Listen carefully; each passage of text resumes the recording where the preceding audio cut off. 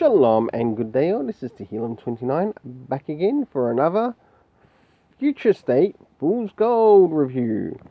Well, as you can see here, we've paid a little bit extra for this latest one here. It's at $7.99, so therefore it's just under $15 Australian.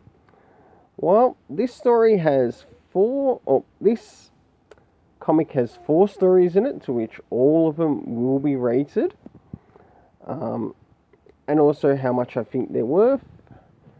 This is my rating system of how I do the cover, the art, and the story, including total for the artist and writer. So let's get to it.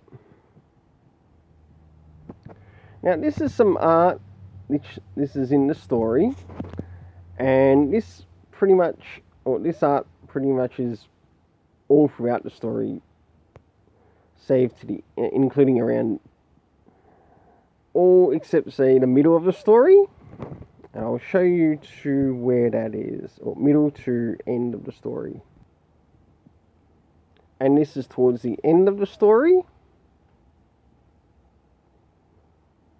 Now that aligning with the cover, it's now time to move on to the rating for the cover and the internal art.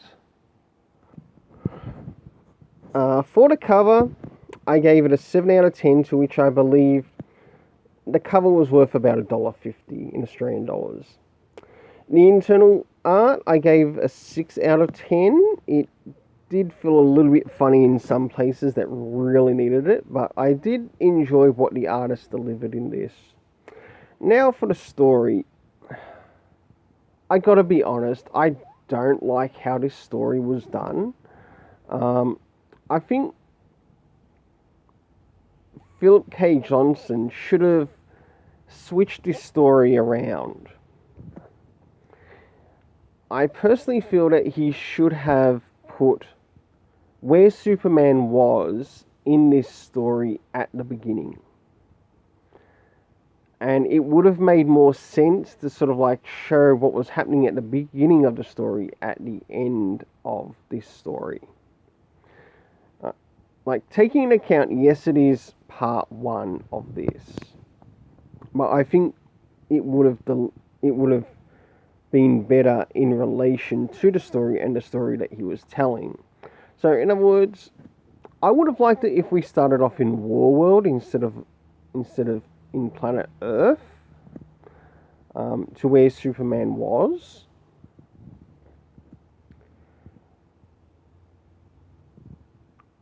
Some of the locations that we go in this are in Smallville and, of course, Warworld.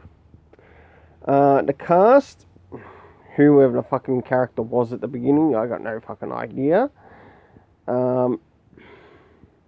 It makes it completely irrelevant.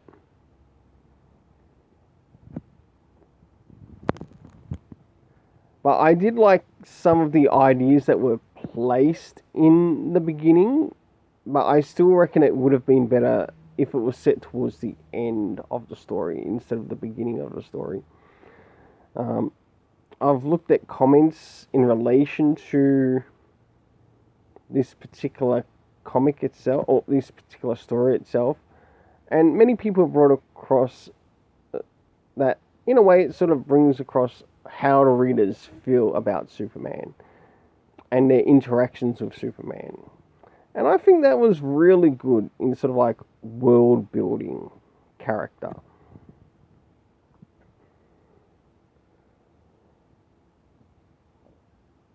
Now, moving on to the second story, it involved... Oh, hold on. Before I do that, I got to give the rating for the story itself.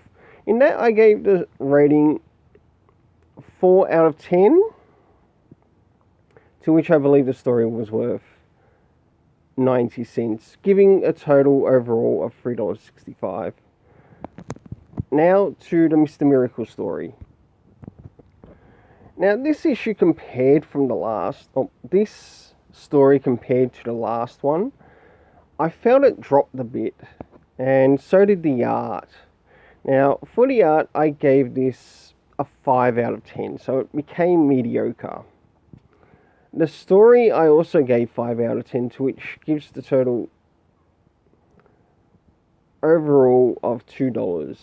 The location, we still remain in Warworld, so we have Shiloh Norman, who is using certain technology.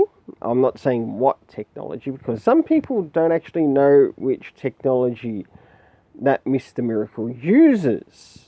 Those who have read and studied up on the technology that Mr. Miracle uses in order to make his escapes will understand as to how Shiloh Norman, Mr. Miracle, has made his escape out of where he last was.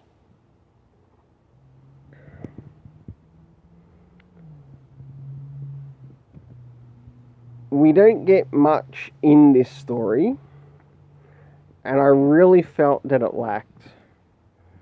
Now, to move on to the next one, a story with Midnighter. Now, returning to, as we return, sorry about that, got a little bit tongue-tied. As we move into this story, the locations we see here are, of course, Warworld, and we also learn that this Warworld has a bit of a chrysalis core. And in this journey, we've got Midnighter, who is basically a Punisher version of Superman, if I were to put it that way. Yes, he's got powers, he's got strength and all that other nonsense, and he's also connected to something called the Authority, to which you might want to check out, especially the Warren Ellis. I have read the Steve Orlando one in regards to Midnighter and Apollo, and trust me, I didn't really enjoy it that much. So I'm glad someone referenced to me to go check out sort of like the original machination of where Midnighter and Apollo actually turn up. And I'm going to work on guessing that when I can. In the cast, we of course meet Midnighter. We meet some of the soldiers that are on this Warworld that are preventing Midnighter from doing certain things. And we get a bit of a surprise ending at the end of the story, to which we see Apollo. To which this is the friend who we know who's sending the message to Midnighter. The art, I gave this a 6 out of 10. So $1.25 is how much I thought it was worth.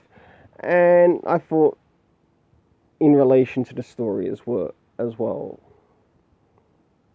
I thought the same in relation to the story as well.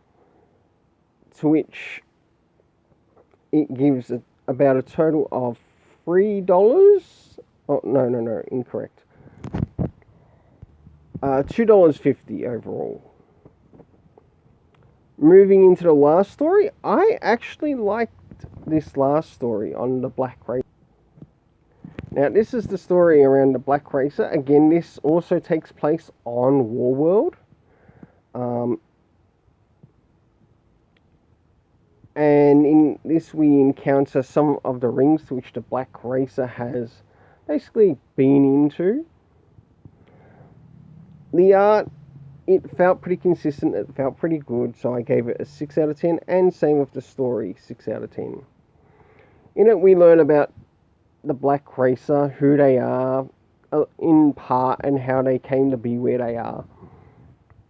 And in turn, yes, they do like racing, but they've also got other jobs to do.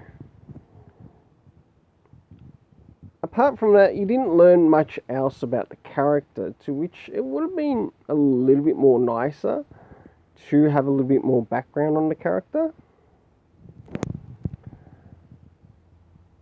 And this is why it got the overall total of $2.50 in this review. Well, I want to give a big thanks to all those who have been taking their time to watch these videos. Please don't forget to like, share, subscribe, hit the notification bell. As you can see, I'm already on the road to 200 subscribers. Until then, let's keep it colourful. and you are awesome.